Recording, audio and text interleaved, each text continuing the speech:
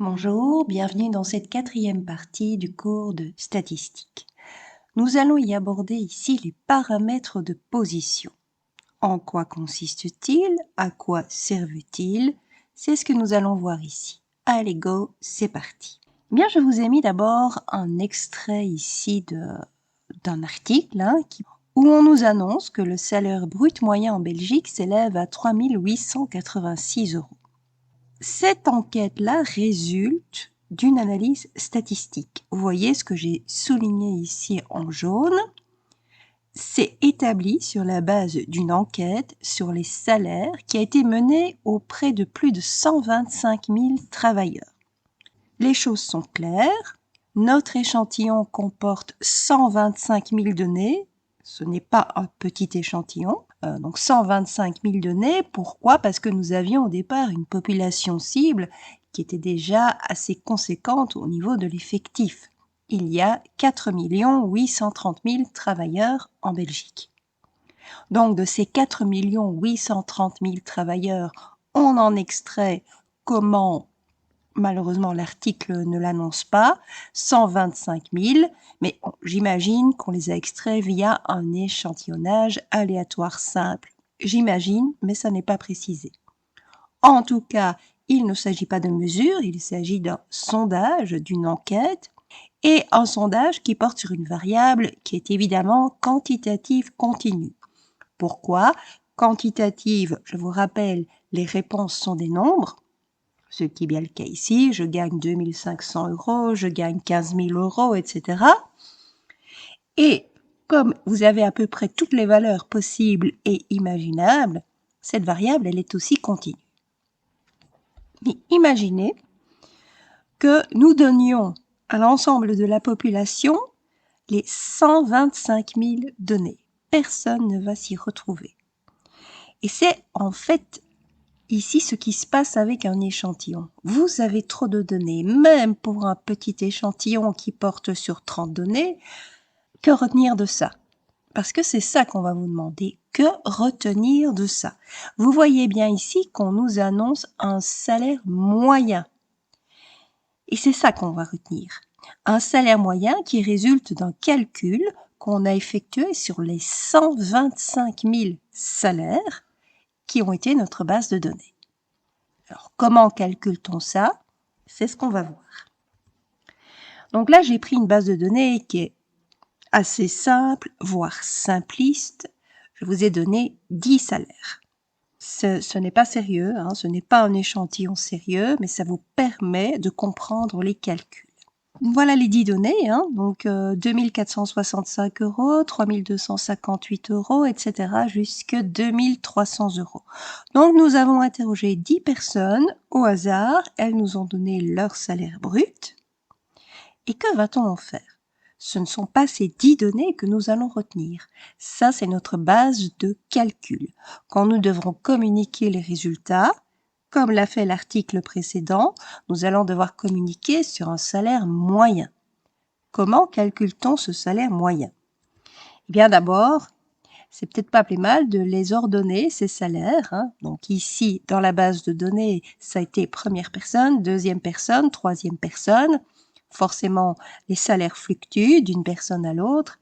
Donc ce n'est pas plus mal, ici à travers un petit fichier, Excel par exemple, d'ordonner les salaires du plus petit au plus grand. Ce que j'ai fait ici. Donc on voit qu'on part du salaire minimal pour notre échantillon de 2 198 € et maximal pour notre échantillon de 4 500 €. Ce n'est pas plus mal également de faire un petit graphique. Donc ici, il ne s'agit pas de l'évolution du salaire dans le temps, ce serait bien trop beau. Non, non, absolument pas. C'est tout simplement, regardez, ici, nous avons une personne qui a 2 198 €, une deuxième personne qui monte à 2 300 €, etc., jusqu'à la personne qui gagne le plus, 4 500 €. Nous voilà ici avec une série de 10 données, que ce soit à travers un tableau ou à travers un graphique. Que va-t-on retenir de ces 10 données? Eh bien, vous le savez. En fait, vous faites des moyennes depuis longtemps. Imaginez que vous ayez fait 2 tests de test en mathématiques, par exemple. Au premier test, vous avez obtenu 14 sur 20. Au deuxième test, vous avez obtenu 16 sur 20. Vous savez que sur votre bulletin, ce ne sont pas ces notes qui vont apparaître. Vous n'allez pas avoir deux notes, 14 et 16, qui vont apparaître sur votre bulletin.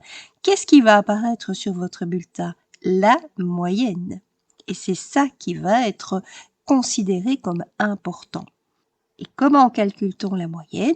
Eh bien, tout simplement comme ceci. Je suis sûre que dans votre tête, c'était déjà clair. Entre 14 et 16, la moyenne est de 15. Et comment obtient-on ce 15? En additionnant les notes, à savoir ici 14 et 16, pour avoir un total de 30, et puis en divisant par le nombre de notes. Donc ici, il n'y en avait que 2, ça nous fait 30 divisé par 2, c'est-à-dire la fameuse moyenne de 15. Ça va nous donner une formule en général. La moyenne qu'on va qualifier d'arithmétique, la moyenne arithmétique, liée à un échantillon. Et attention, ça c'est quelque chose de fondamental. Retenez bien, il y a une moyenne liée à un échantillon. Je fais un petit spoil. Plus tard, on devra lier ça à une moyenne qui est reliée, elle, à la population. Donc, il s'agira bien de distinguer les deux moyennes. Donc, pour le moment, je ne parle que de la moyenne de l'échantillon et elle a une notation adoptée par tout le monde qui est x bar. Comment calcule-t-on cette moyenne x bar? En additionnant toutes les valeurs, il peut y en avoir n en général, et en divisant par ce nombre de valeurs. Donc ici, dans mon exemple, je n'ai que deux valeurs, petit n vaut 2, et x1 vaut 14, x2 vaut 16.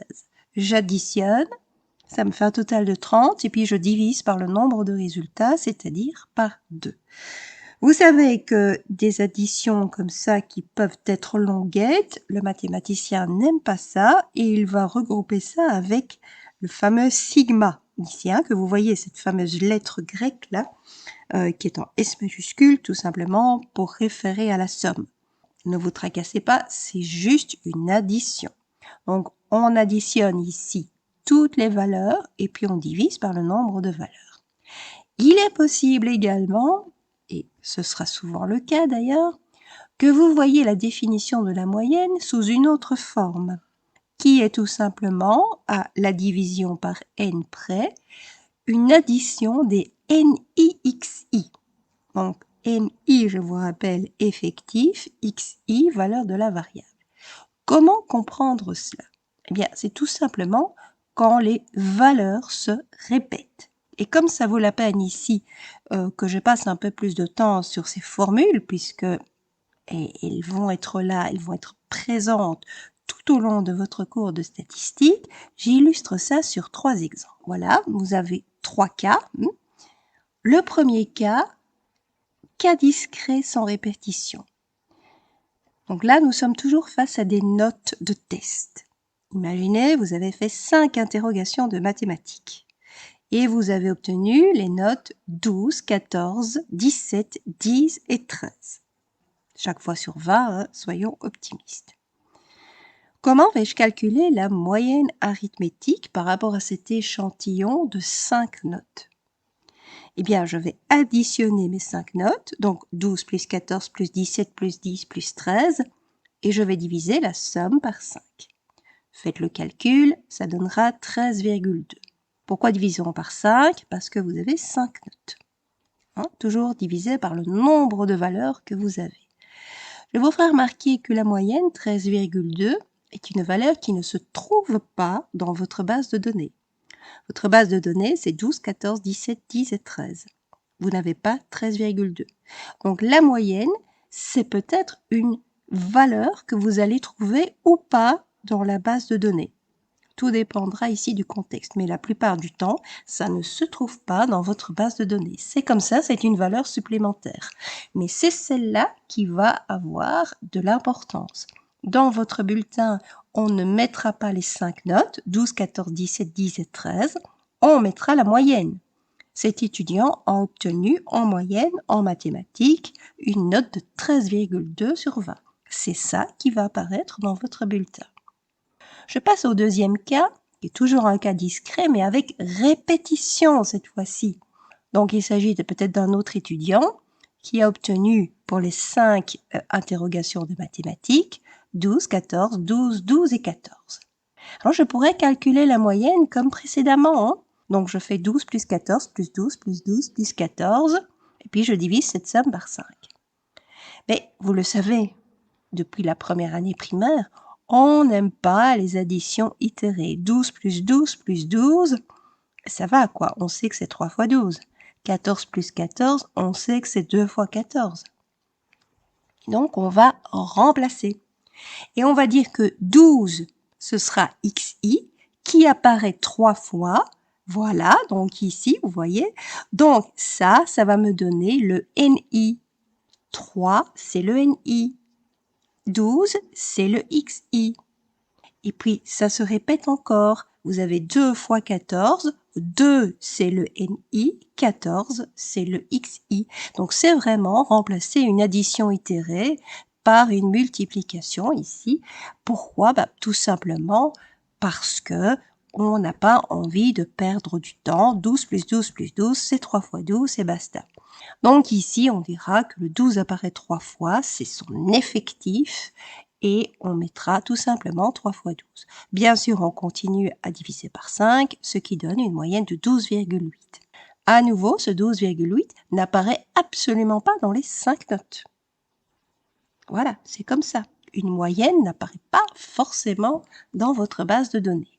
Et enfin, je termine avec le cas continu, cette fois-ci. Alors, le cas continu, ça veut dire que finalement, j'ai décidé ici de faire des classes. J'ai décidé d'en faire 4 ici. Comment? Avec ma note minimale, qui aura été de 10 sur 20. Et puis, je dis, je fais ici une classe qui va comprendre toutes les notes comprises entre 10 et 12, mais 12 étant exclues. Donc, j'accepte des 11,9 par exemple, si cette note existe. Deuxième classe, toujours la même amplitude de 2, donc je vais de 12 à 14, 14 étant exclu. Troisième classe de 14 à 16, 16 étant exclu. Et quatrième classe, 16 à 18, 18 étant exclu. Et je dis tout simplement, cet étudiant, j'ai décidé de présenter ça sous une autre forme, avec des classes donc, même si le sujet en tant que tel ne requiert pas le cas continu ici, mais je l'illustre quand même. Donc, j'ai dit tout simplement qu'un test a eu une note comprise entre 10 et 12, 12 étant exclu. 2 notes ont été entre 12 et 14, 14 exclus. Une note a été entre 14 et 16 et une note a été entre 16 et 18. Et le souci ici, c'est que je ne vous donne pas la note exacte. Je vous dis dans quel intervalle elle existe. Donc, si la première note est entre 10 et 12, est-ce que l'étudiant a obtenu 10? Est-ce qu'il a obtenu 11? Est-ce qu'il a obtenu 10 et demi? On n'en sait rien. Mais malheureusement, dans le cas continu, vous trouverez souvent des bases de données où on ne vous précise pas, hormis les classes, quelles sont les valeurs exactes. Comment pouvez-vous alors calculer la moyenne sans connaître la valeur exacte? Eh bien, tout simplement en prenant le milieu de la classe. Donc, regardez ici, la première 10, 12, le milieu c'est 11, c'est ça que je vais considérer. Et ce 11 n'apparaît une fois, regardez la deuxième colonne, ici l'effectif est de 1, donc j'écris simplement 11 une fois. Deuxième classe entre 12 et 14, le milieu c'est 13. Et j'ai 2 notes, eh bien je vais faire 2 fois 13. Troisième classe entre 14 et 16, le milieu c'est 15, ça apparaît une seule fois, donc j'écris 15 une seule fois. Et enfin, dernière classe, entre 16 et 18, le milieu c'est 17 et ça apparaît une fois. Donc ici, c'est à nouveau la même formule, 1 sur n, somme des ni xi, sauf que les xi n'étaient pas clairs puisqu'on ne vous donnait pas les valeurs réellement. Il faut dire que ce sont les centres de vos classes, les milieux de vos classes. Donc ici, la formule va me donner 11 plus 2 fois 13 plus 15 plus 17. Je calcule la somme et je divise par 5 pour obtenir 13,8. Est-ce que ce 13,8 fait partie des notes réellement mises en jeu? On n'en sait rien ici puisqu'on ne connaît pas les notes qui ont été obtenues concrètement. On vous donne juste des classes. Est-ce que c'est cool de calculer ça par rapport au milieu d'une classe? On peut être assez dubitatif parce que ça manque de précision, on va pas se le cacher, mais malheureusement, dans certains exercices de statistique, vous n'aurez pas accès à la base de données. Je suis sûre que si on revient aux 125 000 salaires, vous n'allez pas avoir accès aux 125 000 salaires. On vous dira, il y en a autant compris entre telle valeur et telle autre, c'est-à-dire qu'on vous donnera les classes. Et là, il faut faire avec. En tout cas, vous avez la façon de calculer les moyennes arithmétiques à chaque fois. Donc, c'est toujours cette formule, 1 sur n, somme des NI, XI, qui finalement intervient. Parfois, chacun des NI est égal à 1, comme dans le premier cas. Ça veut dire que les différentes valeurs n'apparaissent qu'une fois. Parfois, les NI sont différents de 1. Ça veut dire qu'il y a répétition des valeurs. Et parfois, non seulement les NI peuvent valoir 1 ou différer de 1, mais les XI ne sont pas très clairs puisque vous n'avez pas accès à la base de données concrète. Vous devez alors prendre les milieux des classes. Je vais reprendre ici ma base de données par rapport aux 10 salaires et je vais calculer la moyenne arithmétique. Vous avez vu, j'ai évidemment ordonné ici, je reprends ça, j'ai ordonné mes 10 salaires du plus petit au plus grand. Je fais la somme de ces 10 salaires, j'obtiens un total de 32 029.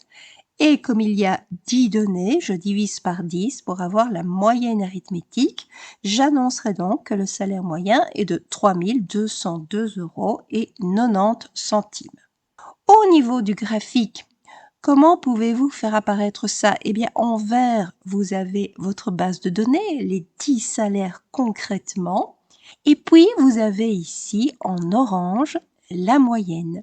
Donc, la moyenne, ici, vous dit que finalement, à peu de choses près, vous avez la même chose au-dessus de la moyenne qu'en dessous de la moyenne.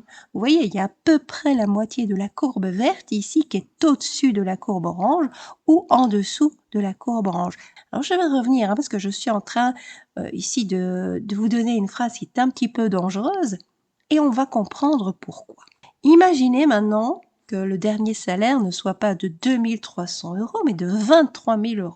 Voilà, il y a un CIO qui intervient dans mon échantillon et bien évidemment, son salaire est bien supérieur. Mais ça ne m'empêche pas de calculer la moyenne arithmétique. Je fais l'addition ici des 10 données qui me sont présentées.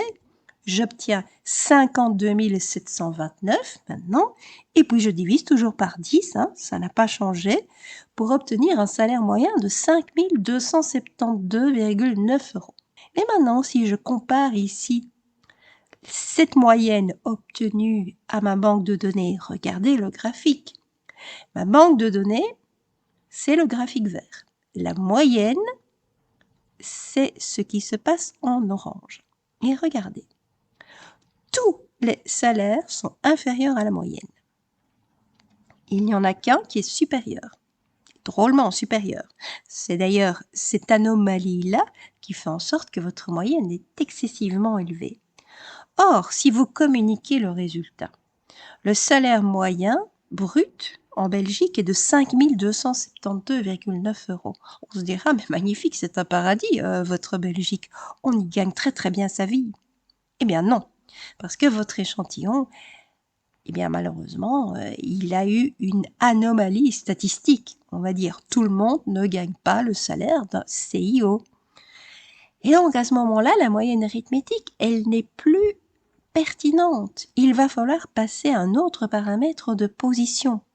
Votre moyenne, vous pouvez toujours la calculer, elle est là. Elle est égale à 5 272,9 €.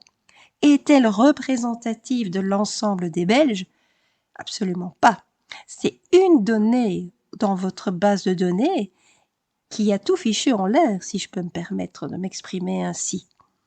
Ce 10e salaire était tellement élevé qu'il a tiré vers le haut la moyenne et fait croire, si vous communiquez ce résultat, mais que finalement les salaires sont excessivement élevés en Belgique. Ils ne le sont pas. Regardez, il y a 9 salaires sur 10 qui sont en dessous de cette moyenne. Donc cette moyenne, elle n'est absolument pas représentative dans ce cas-là. Regardez ici, je vais revenir à mon article de presse. On vous annonçait un salaire brut moyen de 3 886 €. Et regardez ce que j'ai surligné en orange. Le salaire médian s'élève à 3 507 €. Ce qui signifie que 50% des travailleurs gagnent moins, alors que l'autre moitié gagne plus. Ah, mais ça rétablit peut-être un petit peu une pertinence. C'est un autre paramètre de position qu'on appelle une médiane. Et en fait, elle fait partie, cette médiane, de ce qu'on appelle les quartiles.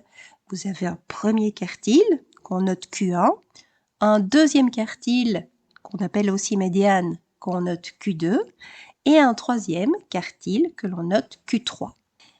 Quels sont leurs rôles à ces quartiles? De partager le gâteau en 4. Premier quartile, par définition, 25% des données lui sont inférieures. 75% des données lui sont supérieures. Médiane, c'est 50-50. 50% des données sont inférieures, 50% des données sont supérieures. Et enfin, le troisième quartile, 25% des données sont supérieures et 75% des données sont inférieures. Ça paraît compliqué, mais c'est plus pertinent à utiliser quand vous avez une anomalie statistique telle que le salaire ici du CIO, si je suis en train d'étudier les salaires. Regardez, regardez ici, j'ai repris les 10 salaires. Alors, sans cette fois-ci le salaire du CIO, donc je suis revenue à mon 2300. Et je les ai ordonnés du plus grand au plus petit. Pourquoi? Parce que vous allez voir ici le lien avec un autre graphique que je ne vous ai pas encore présenté et pour cause, vous n'auriez pas pu le comprendre. Et ce graphique s'appelle une boîte à moustaches. Alors, c'est très particulier ici, mais vous voyez que ça consiste en une boîte, c'est le rectangle orange, et puis vous avez ce qu'on appelle des moustaches, avec les deux segments à la fois horizontaux et verticaux. Vous voyez que la moustache du bas, elle démarre à 2198. 2198, regardez ce que c'est par rapport à ma base de données. C'est le salaire le plus petit. Et effectivement, la moustache du bas traduira toujours un minimum. La moustache du haut, elle. Alors Excel nous dit à travers son graphique que ça correspond à une valeur de 4500. Regardez, 4500, c'est la valeur maximale de votre salaire. Donc les moustaches, elles vont du plus petit au plus grand, de la plus petite valeur à la plus grande valeur. Et la boîte maintenant, parce que ça ce sont les moustaches, mais la boîte. Eh bien la boîte en fait, elle traduit vos 3 quartiles. 2423,75 qui est la base inférieure de votre rectangle, ça correspond au premier quartile. 3077 correspond au deuxième quartile ou médiane. Et 3995 correspond au troisième quartile. Alors vous avez également le 3202,9 là, qui est symbolisé par une croix qui représente la moyenne arithmétique. Donc vous voyez que quand il n'y a pas d'anomalie, ici vous n'avez pas d'anomalie statistique puisque vous avez ici les 10 salaires qui tournent grosso modo aux alentours de la même fourchette. Vous voyez que la moyenne arithmétique, elle est proche de la médiane. Ça signifie je n'ai pas d'anomalie, les choses sont assez claires. Il y a quand même encore quelque chose que je dois vous dire. Comment calcule-t-on ces quartiles? Il y a une fonction quartile dans Excel, mais réellement ça correspond à quoi? Regardez le premier quartile, 2423,75. Donc premier quartile, je reviens à sa définition, 25% des données sont inférieures, 75% des données sont supérieures. Oui, mais je n'ai que 10 données. 25% sur 10 données, ça fait 2,5. Et je m'arrête où? 2,5, ça ne correspond à rien. Eh bien, je m'arrête en fait, vous voyez là, entre 2300 et 2465. Comment vais-je obtenir 2423,75? Quel est le calcul que Excel a effectué? Il a pris 2300, il lui a ajouté 3 fois 2465 et il a divisé le tout par 4. C'est assez spécial. Ça veut dire qu'il donne plus d'importance à une valeur centrale qu'à une valeur extrême. Donc, il s'agit ici d'une moyenne pondérée. Pourquoi pondérer et pourquoi donner plus d'importance aux valeurs centrales? Parce qu'elles sont plus représentatives, tout simplement. Les valeurs extrêmes, elles ont normalement moins de chances d'apparaître. C'est ce que nous verrons d'ici peu de temps. Même chose pour le troisième quartile, qui est égal à 3995. Donc là, 3995, on est entre 4025 et 3985. Et Excel a décidé de donner plus d'importance à 3985 parce qu'il se rapproche plus du centre. Donc, Excel va faire le calcul 4025 plus 3 fois 3985, le tout divisé par 4. Par contre, pour le deuxième quartile, qui est aussi la médiane, donc 3077, là on sépare, il y a 10 valeurs au total, ce qui signifie qu'il y aura 5 valeurs supérieures, 5 valeurs inférieures. Nous sommes entre 2896 et 3258. Et là, comme ce sont des valeurs centrales, Excel ne donne pas plus d'importance à l'une ou à l'autre. Donc, il va additionner 2896 et 3258 et diviser le tout par 2. Donc, récapitulatif, pour Q1 et Q3, il s'agit d'une moyenne pondérée qui donne plus d'importance aux valeurs centrales. Pour la médiane ou deuxième quartile, c'est une moyenne arithmétique en bonne et due forme. Mais qu'importe ici la formule employée, utilisez la fonction quartile de Excel et vous aurez évidemment la valeur de vos quartiles. Plus important, quand faut-il employer la médiane par rapport à la moyenne arithmétique? Eh bien, quand vous avez une anomalie que vous ne pouvez pas supprimer, tout simplement, telle que le salaire du CIO. Dans votre échantillon, il y a un directeur général, tant pis, c'est comme ça, c'est le hasard qui a voulu que ce soit ainsi. Eh bien, vous ne pouvez pas éliminer cette réponse. Vous allez devoir en tenir compte parce que c'est une enquête, c'est un sondage, c'est une réponse qui est aussi pertinente qu'une autre. Donc, à ce moment-là, si vous voyez que vous avez une anomalie, c'est-à-dire une donnée qui se détache très nettement des autres, privilégiez la médiane. Ce sera un paramètre de position centrale qui sera tout à fait pertinent. Par contre, dans les autres cas, où vous n'avez pas d'anomalie, en tout cas qui saute aux yeux, eh bien dans ce cas-là, privilégiez la moyenne arithmétique. Et c'est ce qui va se passer dans la grande majorité des cas. Ce sera la moyenne arithmétique qui sera pertinente, qui sera le paramètre pertinent pour qualifier le facteur moyen, on va dire, qui va sortir de votre base de données. Donc ici, on va parler de salaire moyen s'il n'y a pas d'anomalie et de salaire médian s'il risque d'y avoir une anomalie. Il me reste à terminer ici par quelque chose. Je vous ai dit qu'il y a des anomalies statistiques qu'on ne peut pas éliminer parce que ça fait partie d'un sondage. Tout simplement, c'est une réponse que vous avez reçue, il faut en tenir compte.